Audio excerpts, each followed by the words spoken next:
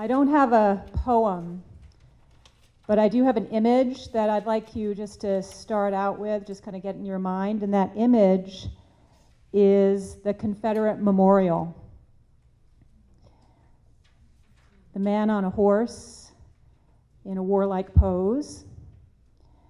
If you just kind of get that image in your mind as I go through this talk, I think that will be helpful. So what is the effect on a culture when bad leaders or leaders of bad causes are elevated and celebrated? And what should our attitude be toward those leaders? So this is kind of getting into some of the real stuff here, because often when we talk about culture, we want to talk about what's nice and what's positive, but what I find a lot of the energy, where some of the energy comes from, is when you start talking about the bad leaders, right? The leader, your boss, who's a tyrant, who you can't stand, and the effect that that person is having on you and the culture. So I want to think about bad leaders. In Santa Fe, as many of you know, we have our own equivalent of a Confederate memorial, and it's called the Entrada. And this is a pageant. It happens once a year, and it reenacts the retaking of Santa Fe by the Spanish in 1692 after the indigenous Pueblo people, that is the Native Americans, kicked them out in the 1680s. And this event is often referred to as a peaceful resettlement, but of course many people don't see it that way at all. And so what happens is every September, this happens during fiestas, we have this parade where men who are dressed up as Don Diego de Vargas and his caballeros, the conquistadors, they come riding into the plaza, and there's also La Reina, who is the fiesta's queen, and her court, her royal court, and it's all very festive. And some people say it's all about celebrating our Santa Fe heritage, and others say that it's about celebrating genocide and enslavement. So there's a lot of disagreement here, but everybody can agree, I think, that Don Diego de Vargas is at best an ambiguous figure. An ambiguous figure. So there's two questions here. There's two questions for me. Number one is, do we allow these sorts of memorials, these sorts of celebrations? Do we leave the Confederate statues up, or do we take them down?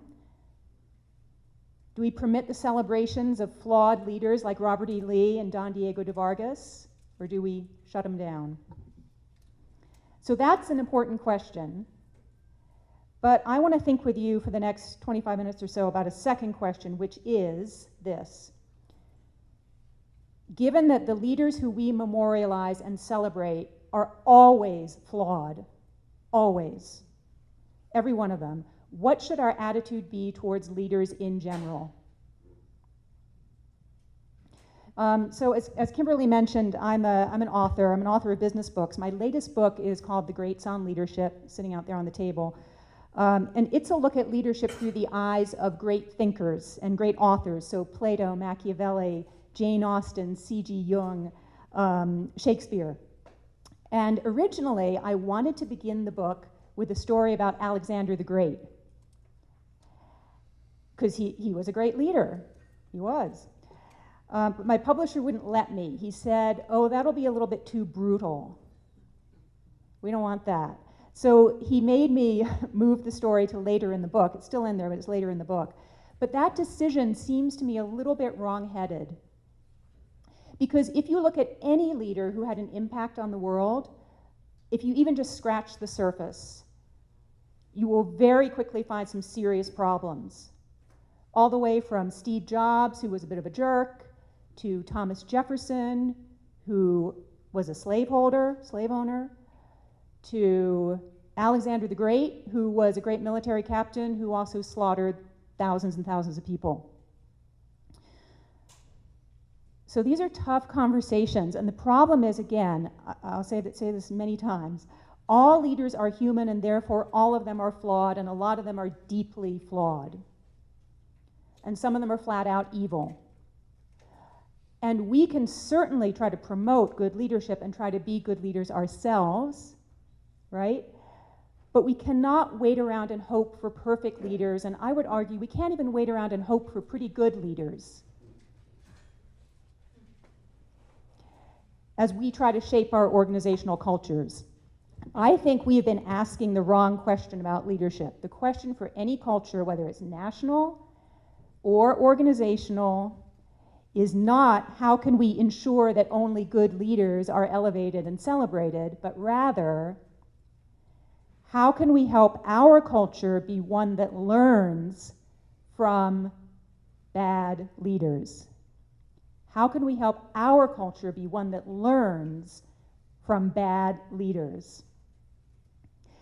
So the real title of my talk here is actually not why Shakespeare should be your go-to source for leadership advice. It's actually why Shakespeare's flawed leaders should be your go-to source for leadership advice. And the real title of my book actually shouldn't be really The Greats on Leadership. It should be The Greats on Flawed Leadership, because that is where you get the real wisdom. You know, my husband, when I was writing the book, he would say to me, so wait, so you're putting King Lear in there? But, you know, King Lear is a bad leader. Like, how is King Lear an example of leadership? I'm like, well, no, he's an example of flawed leadership, and that's how you're going to learn. That's how we're all going to learn about leadership. Don't get me wrong, they really were bad leaders. They were terrible leaders. They were not what we could have hoped for, but that's my point. We are never going to get the leaders who we hope for, because all leaders are human, and all humans are flawed, some of them deeply flawed. So the question is not, how do we make sure we have good leaders? The question is, how do we keep all of our bad leaders and all of our bad selves together in the learning zone? Thank you.